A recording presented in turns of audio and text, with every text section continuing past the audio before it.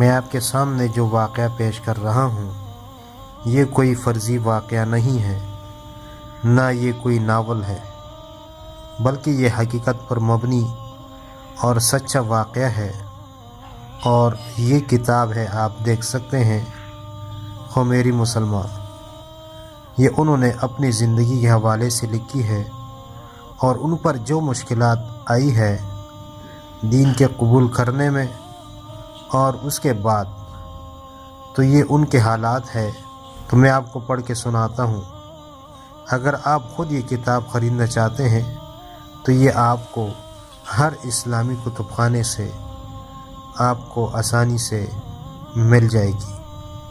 اس کتاب کا نام ہے خمیری مسلمان۔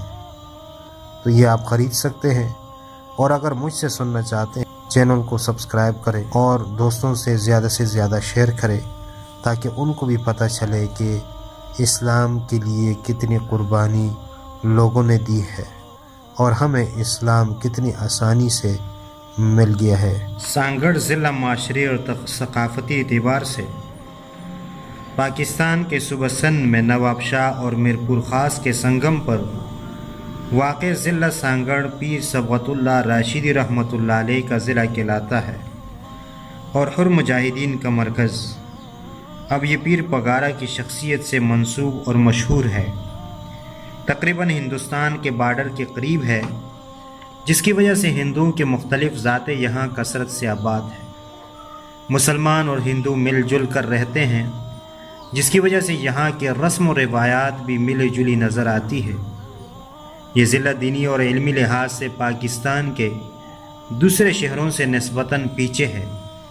یہی وجہ ہے کہ مسلمان اور ہندو ایک دوسرے کی رسم و روایات میں بلا کراہت شرکت کرتے ہیں، ایک دوسرے کی مذہبی روایات کو اپنی زندگی کا حصہ سمجھتے ہیں۔ ہندو دم درود کے لیے مسجدوں اور مدرسوں کا رخ کرتے ہوئے نظر آتے ہیں، اہل تشیع کے جلوس میں بڑے احترام سے شرکت کرتے ہیں۔ وہاں کے کم علم و عمل مسلمانوں کا اس سے بھی بدتر حال ہے کہ راکھی کی رسم کو بڑے احترام سے ادا کرتے ہیں۔ ہولی اور بسنت ان کا محبوبہ مشغلہ ہے، لیکن ہدایت کے چشمے بھی ایسی ہی جگہوں سے زمزم کی طرح پھوٹتے ہیں۔ دین کی زندگی اس کے چاہنے والے اور قبول کرنے والوں کی کثرت پر ہوتی ہے۔ ایک کا بھی اگر اضافہ ہوتا ہے، وہ ایک چراغ جلا جس سے نہ جانے کتنے چراغ روشنی پائیں گے، اور دین کے ایسے ہی دو ننھے چراغ سانگڑ میں جل اٹھے، جن کی لو نے فانوس کی شکل اختیار کر لی۔ جس کے بعد ان کے اپنے گھر کے چراغ بجھ گئے۔ منیکا اور نیلم دین کے ان دو ننھے چراغوں نے سانگڑ میں لوہانا نامی ہندو خاندان کے ایک فرد موہنداس کے گھر میں جنم لیا۔ یہ خاندان تقسیم سے پہلے بھی یہی آباد تھا۔ یہ بچیاں بالترتیب 5ویں اور 6 نمبر پر تھیں۔ پوت کے پیر پالنے میں بچپن ہی میں منیکا کو پڑھائی کا بہت شوق تھا، لہٰذا والدین کی مرضی کے خلاف ضد کر کے اسکول میں داخلہ لیا اور گورنمنٹ کے اسکول کو بھی غنیمت جانا۔ ہندو گھرانے کی یہ ننھی قندیل پرنسپل صاحبہ سے خاص اجازت نامہ لے آئی کہ مجھے کلاس میں سر ڈھکنے کی اجازت دی جائے۔ چنانچہ یہ بچی اپنی اوڑھنی کو سر پر پنوں سے مضبوط کر کے سر ڈھکا کرتی، کیونکہ ننگا سر اس کی طبیعت کے خلاف تھا۔ نیلم چھوٹی بہن بہت چھوٹی تھی، 6 سال سانگڑ میں کھیلتے پڑھتے گزارا۔ کھیلتے پڑھتے منیکا 8ویں کلاس اور نیلم 5ویں کلاس تک پہنچ گئی۔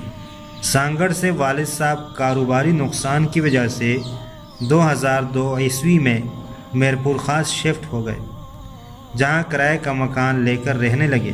میرپور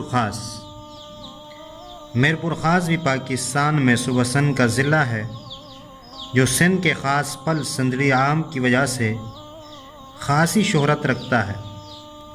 ضلع سانگڑ سے قریب اور ثقافتی لحاظ سے 2 ہاتھ آگے ہے، لیکن اب دینی حضرات کی کاوشوں سے کچھ روپ آیا ہے، اور اس خوشگوار تبدیلی سے میرپور خاص کے لیے یہ مشہور ہے کہ یہاں کے ہندو حضرات میں بھی دینی رجحانات پائے جا رہے ہیں۔ خصوصاً خواتین میں یہ رجحان نسبتاً زیادہ ہے۔ زیادہ تر یہ تبدیلی عشق و محبت سے مشروط دیکھی گئی ہے۔ عشق و محبت ایک مخصوص آتش ہے جو کبھی ہدایت کا ذریعہ بھی بن جاتی ہے۔ بہرحال یہ وہ حالات ہے سانگڑ اور میرپور خاص کے جن میں یہ دو بچیاں پروان چڑھی، اور آگے نور ہدایت کس طرح پائی یہ انہی کی زبانی سنیے۔ نیلم کہتی ہے، جب ہم سانگڑ چھوڑ کر میرپور خاص آئے تو میں 8ویں جماعت کی طالبہ تھی اور نیلم 5ویں کی طالبہ تھی۔ سارا دن کھیلتے یا پڑھتے گزرتا تھا۔ ہم سے 2 بڑی بہنیں اور 2 بڑے بھائی تھے۔ والد کا اپنا کاروبار تھا۔ بڑا بھائی کاروبار کرتا تھا، اس کے ساتھ دوسرے نمبر کا بھائی بھی لگا ہوا تھا۔ شہر میں ہندو مسلم ساتھ رہتے تھے، ایک دوسرے کی مذہبی رسومات میں دلچسپی لیتے تھے۔ کبھی کسی مسلمان ہونے کی دعوت دی نہ ترغیب۔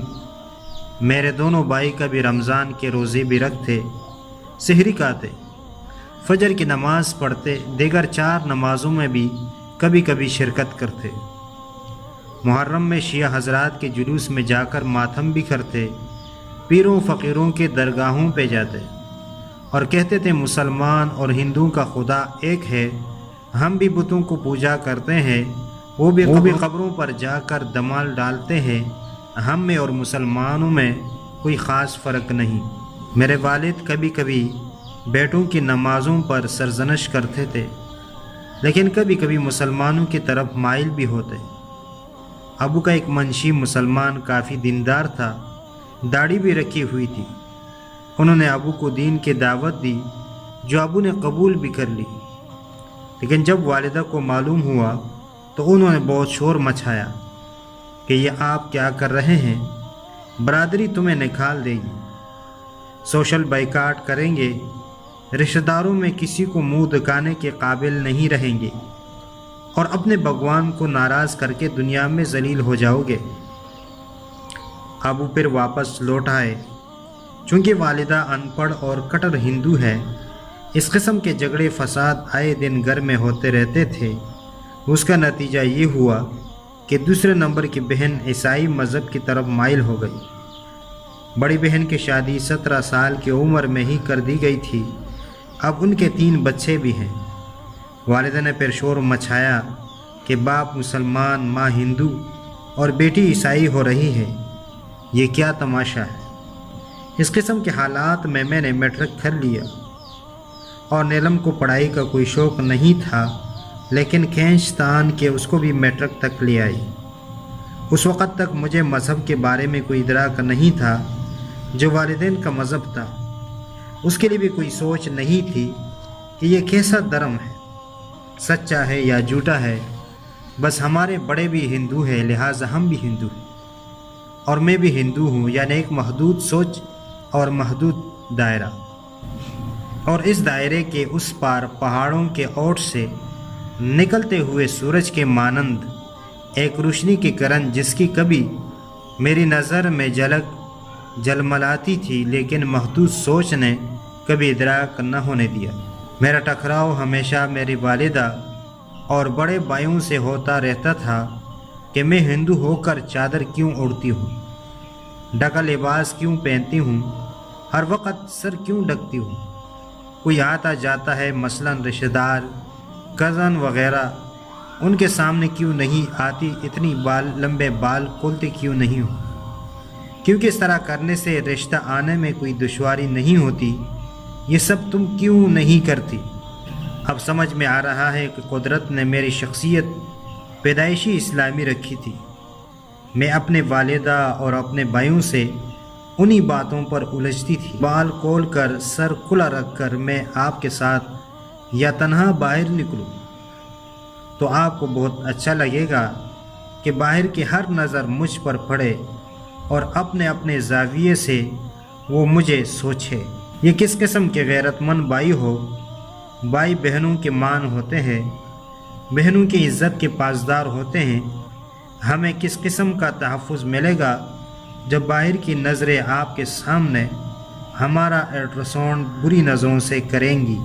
عزت سے باحیا ہو کر ڈکی ہوئی باہر نکلتی ہوں تو آپ کو برا لگتا ہے، واہیات ہو کر نکلوں تو آپ کو اچھا لگتا ہے۔ یہ میرے غیرت مند بھائی ہے جن کا تحفظ بھی باعث شرم ہے۔